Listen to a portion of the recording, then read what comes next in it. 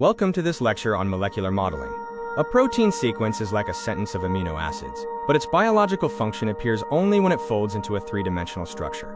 We will explore how sequence becomes structure, focusing on homology modeling, template selection, model building, and validation. Computational models, combined with experimental data, form the foundation of structural bioinformatics for research and drug discovery. This video will cover 5 core parts. We will start with the importance of 3D structures, move into the homology modeling workflow, template searching and alignment, building and evaluating the model, and finally, ab initio modeling and a validation checklist. By the end, you should be able to justify the modeling approach, select a strong template, and know how to judge the quality of a predicted structure. Molecular modeling uses computation to predict, visualize, and analyze molecular structure and behavior. For proteins, it aims to create a plausible 3D fold from a sequence or related known structures. Importantly, a model is a scientific approximation and a testable hypothesis, not a confirmed experimental structure.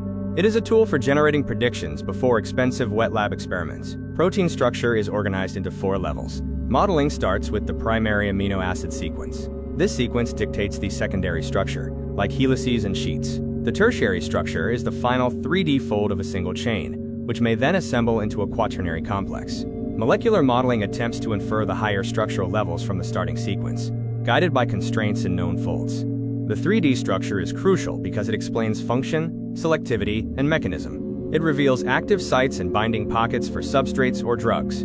Understanding shape and charge guides molecular recognition. Structures allow us to interpret mutations in context and support rational drug design and protein engineering. A structure converts the question of what is the sequence into how does the molecule work. Successful modeling starts with reliable data. We use the target FASTA sequence, experimental templates from the PDB, and sometimes predicted structures. Before starting, confirm the sequence's domain boundaries, ligand requirements, and functional state, as garbage in results in, garbage out. Accurate citation requires reporting all database names, accessions, and model dates. The core molecular modeling workflow involves 5 main stages. First, prepare the sequence. Second, search for structural templates. Third, accurately align the target and template. Fourth, build the model. Finally, validate the quality and iterate. Accuracy and alignment is the most critical factor for model reliability. Homology modeling, or comparative modeling, is based on the principle that similar sequences mean similar structures. It uses known protein structures as templates to build a model of a related target. The backbone geometry is transferred from the template. The accuracy of the final model heavily relies on the sequence identity and the quality of the target template alignment. The reliability of homology modeling depends on sequence identity.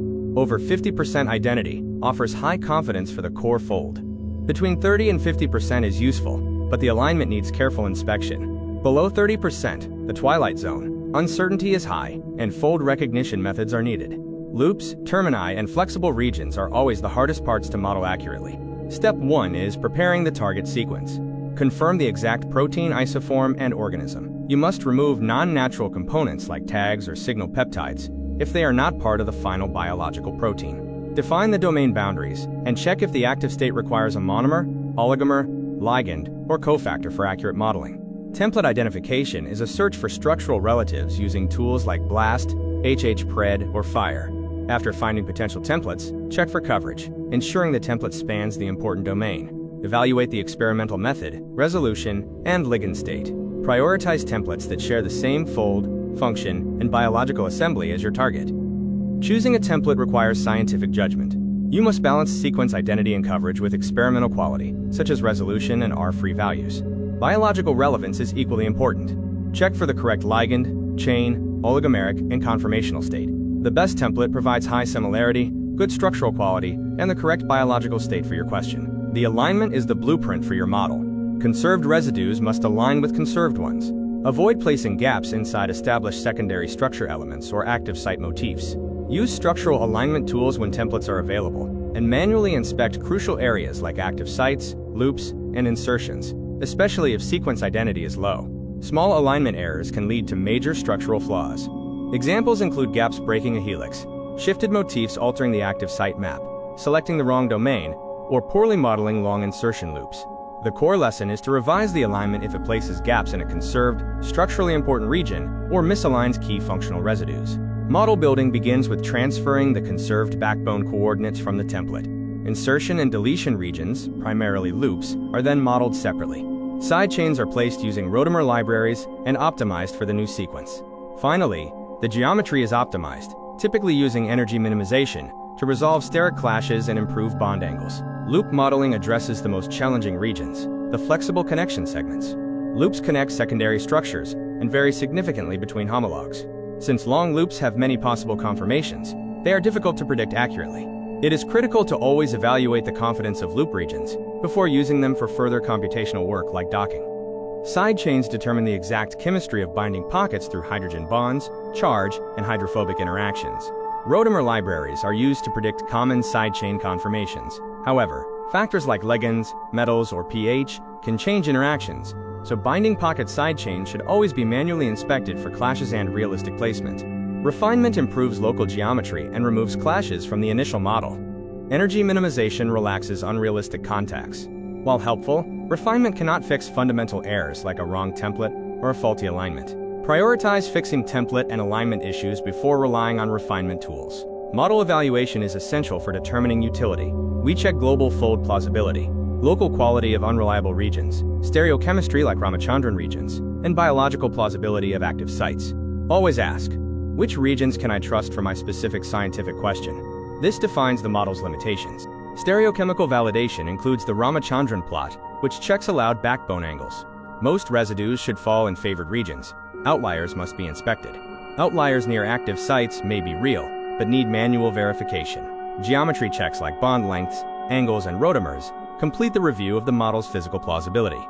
Structural comparison metrics include RMSD, which measures average positional distance after superposition. TM score assesses overall fold similarity, often providing a length-normalized view. Local RMSD helps pinpoint problematic regions like loops. Always use metrics carefully, and ensure they align with the goal of your scientific question. Modeling is an iterative cycle of searching, aligning, building, validating, and refining. If validation reveals poor quality, first revisit the template choice and sequence alignment. If only local problems exist, address loops or side chains. Stop when the model's reliability is sufficient for its intended scientific use. Ab initio, or free modeling, is used when no reliable structural template is available. It relies heavily on physics, fragments, or AI-learned patterns to search the vast conformational space. The high level of uncertainty means that validation and confidence interpretation are even more critical than in homology modeling. Fragment assembly methods build structures from short protein pieces and score the resulting conformations, seeking low-energy basins. Multiple models are generated, clustered, and ranked based on stability. Remember that the top-ranked model is still a prediction and needs thorough confidence analysis. AI-assisted methods, notably AlphaFold 2, revolutionized single-chain prediction accuracy. AlphaFold 3 extended this to complexes involving proteins, nucleic acids, and small molecules. AI is powerful, but structural confidence scores and biological plausibility should still be the ultimate guide for determining model usability. Validation is paramount for AI and ab initio predictions. Check the model confidence per residue or domain carefully. Disordered regions and low-confidence loops should not be overinterpreted. Always compare predictions with known domains and experimental evidence before proceeding with high-stakes simulations or docking. The practical workflow goes from FASTA input to a validated final model. You search for templates, build the model, and then validate the quality, reporting all metrics and limitations. A model is only useful when its methods and limits are clearly understood and transparently reported. Avoid common modeling mistakes, such as choosing a template based only on high identity but poor coverage. Do not ignore missing elements like ligands or the correct oligomeric state. Never report a model without including quality metrics and limitations, especially if the functional site has low confidence.